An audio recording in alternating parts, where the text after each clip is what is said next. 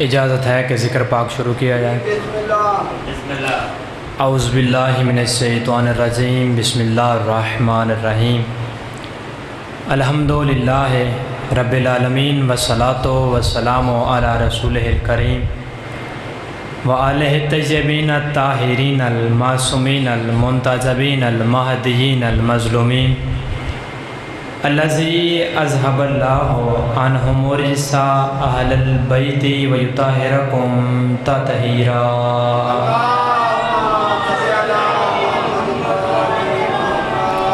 ولعنۃ اللہ علی اعدائہم ملعونین اجمعین من یومنا ھذا الی یوم الدین۔ اما بعد، قال اللہ سبحانہ فی محکم کتاب المجید وفرقان الحمید وقول الحق۔ بسم اللہ الرحمن الرحیم۔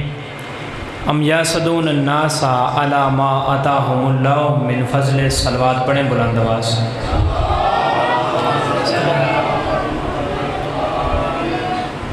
میرے دسویں مولا کا فرمان ہے، یہ جو تم ہم پر ہماری آل پر درود پڑھتے ہو، یہ صرف درود نہیں بلکہ تمہاری ماؤں کی طہارت کی گواہی ہے۔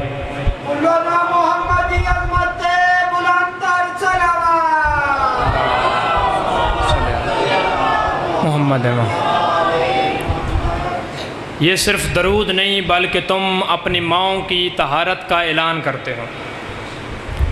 سب سے پہلے آج کے صف انتظار اور اس پر حاضر منتظرین موالیان کے دلوں کے تخت پر مسند نشین ولایت ولی مطلق کے وسیلہ سے میں درخواست گزار ہوں اپنے اس وارث کے حضور جو پردہ غیب میں شاہ سواری وادی نور کی حیثیت سے موجود ہے کہ کائنات کا وہ مطلق الانام مدبر الامور اپنے رخ سے حجاب غیبت ہٹائے اور کعبہ کی چھت پر اپنے قدم رنجہ فرما کر کائنات کو سمجھائے کہ علی کل بھی واجب تھا، علی آج بھی واجب ہے۔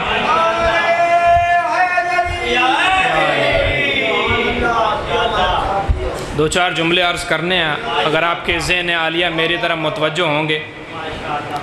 دو مولا کے ماننے والے ہیں، بازار میں کھڑے ہیں، بس ان کا کام بتانا اور ایک جملہ مصائب کا پڑھنا ہے۔ عزت والے برادر کے حوالے ممبر، دو مولا کے ماننے والے ہیں، وہ بازار کھڑے ہیں، پہلا بھی ایک کام کر رہا ہے، دوسرا بھی کام کر رہا ہے۔ کام ان کے بتانے ہیں میں نے۔ دور ہے چوتھے مولا کا، صلی اللہ محمد وآل محمد۔ چوتھے مولا کا دور ہے، پہلا جو ہے وہ قریب کھڑا ہے اور دوسرا تھوڑے فاصلے پر کھڑا ہے، دونوں کام کر رہے ہیں۔ پہلا کر رہا ہے اللہم صلی علی محمد وآل محمد، محمد و آل محمد کی ذات پر پڑھ رہا ہے درود، اور دوسرا کر رہا ہے تبرہ آل محمد کے دشمن پر۔ مولا کا پہلا قدم بازار میں آیا، مولا پہلے شخص کے پاس سے گزرے، مولا نے اپنے ماتھے پر ہاتھ رکھ کر کہا السلام علیکہ ایہا الانسان، اے انسان میرا سلام ہو۔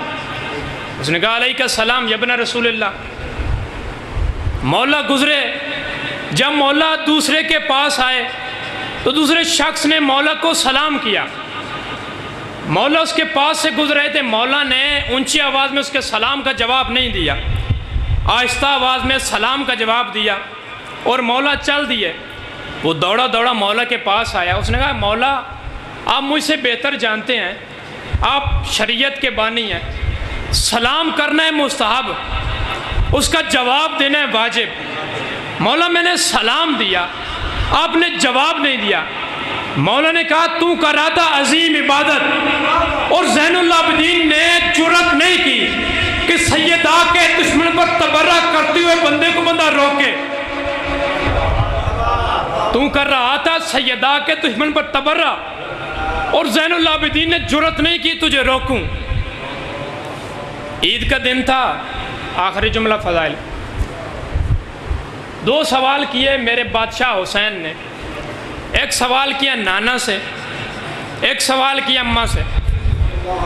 نانا سے سوال کیا نانا ہماری سواری، اور دوسرا سوال کیا اماں سے اماں ہمارے کپڑے۔ ماں نے اطمینان سے کہا کپڑے۔ بچوں نے پوچھا ماں سے اماں ہمارے کپڑے۔ بچوں نے اطمینان سے کہا اماں ہمارے کپڑے۔ ماں نے یقین سے کہا درزی کے پاس۔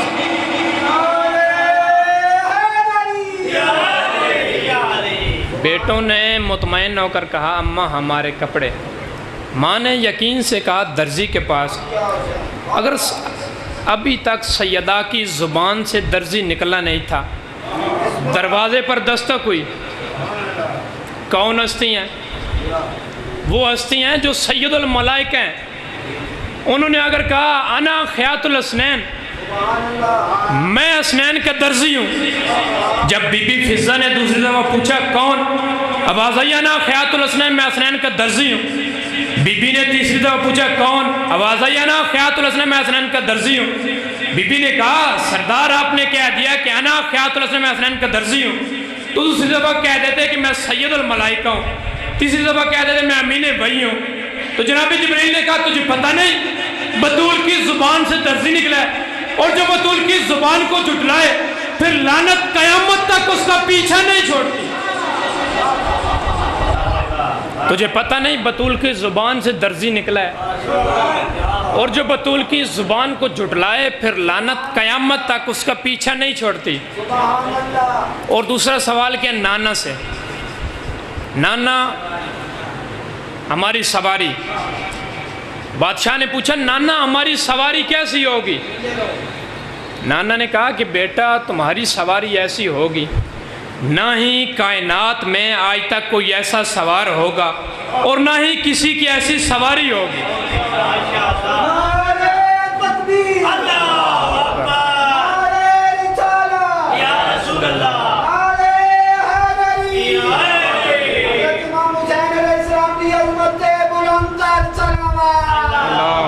صلی علی محمد نہ ہی کائنات میں آج تک کوئی ایسا سوار ہوگا اور نہ ہی کسی کی ایسی سواری ہوگی۔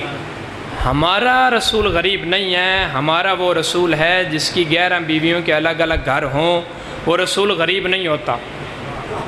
اس وقت میں سرکار دو عالم کے استبل میں 9 گھوڑے موجود تھے۔ سرکار دو عالم نے استبل میں گھوڑا نہیں منگوایا، اور بلکہ خود ہی بادشاہ حسین کی سواری بنے، زمانے کو دکھانے کے لیے خود سواری بنے۔ اگر آج کے معاشرے میں جن کا کچھ بھی ٹوٹ جاتا ہے سواریوں کو دیکھ کر، پھر وہ مدینے میں جائیں، وہاں جا کر دیکھیں جب رسول سواری بنے تھے، رسول کی جب رسول سواری بنے تھے سرکار حسین کے، تو پھر دیکھنا پڑے گا مدینے میں کس کس کا نکاح ٹوٹا ہوگا۔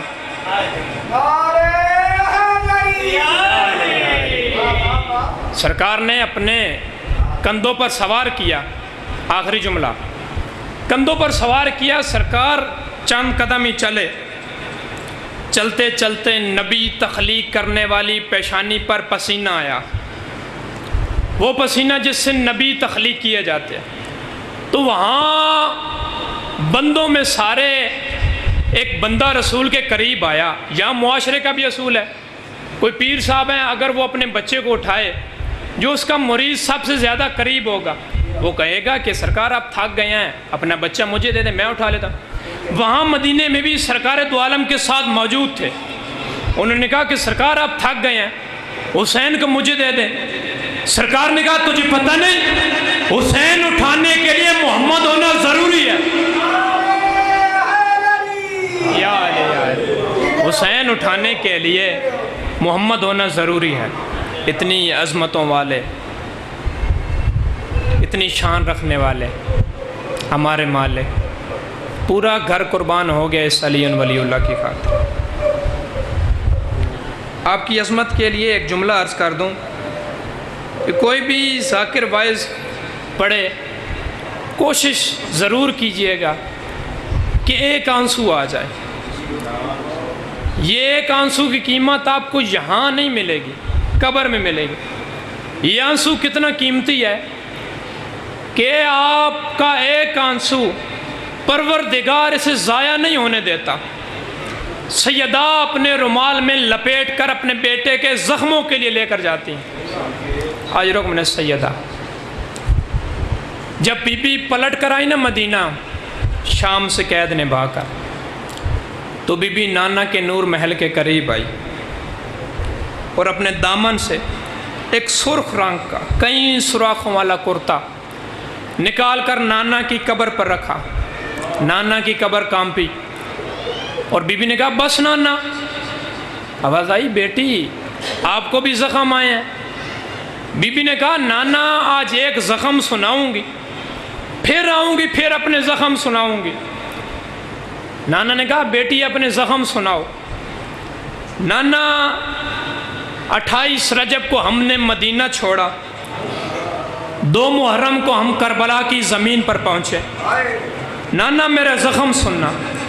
نانا 2 محرم کو کربلا کی زمین پر میرے بھیا عباس نے میرا خیمہ درود پڑھ کر لگایا، وہی خیمہ آپ کی امت نے 10 محرم کو نماز پڑھ کر جلایا۔ اجرکم من السیدہ، مولا آپ کو غم شبیر کے غم کے علاوہ اور کوئی غم نہ دے۔ نانا میرا زخم سننا۔ نانا جب خیام جل گئے تو یزید کے نیزہ برداروں نے دیکھا کہ آپ کا سجاد بچ گیا ہے۔ نانا میں جلتے ہوئے خیام میں داخل ہوئی، میں نے خیام کی پرواہ نہیں کی، میں نے سجاد کو اپنی پشت پر اٹھایا۔ نانا میرا زخم سننا۔ نانا میں نے سجاد کو اپنی پشت پر اٹھایا۔ نانا جب یزید کے نیزہ برداروں نے دیکھا کہ آپ کا سجاد بچ گیا ہے، نانا یزید کے نیزہ بردار میرے گرد دائرہ بنا گئے۔ نانا وہ مارنا سجاد کو چاہتے تھے، میں پہلو بدل کر سجاد بچا لیتی تھی۔ سجاد کے حصے کا نیزہ کوئی میرے سر پر لگتا تو کوئی میرے پہلو پر لگتا۔ الا لعنت اللہ علی القوم الظالمین، بس یعلم الذین ظلموا ای منقلب و ینقلب۔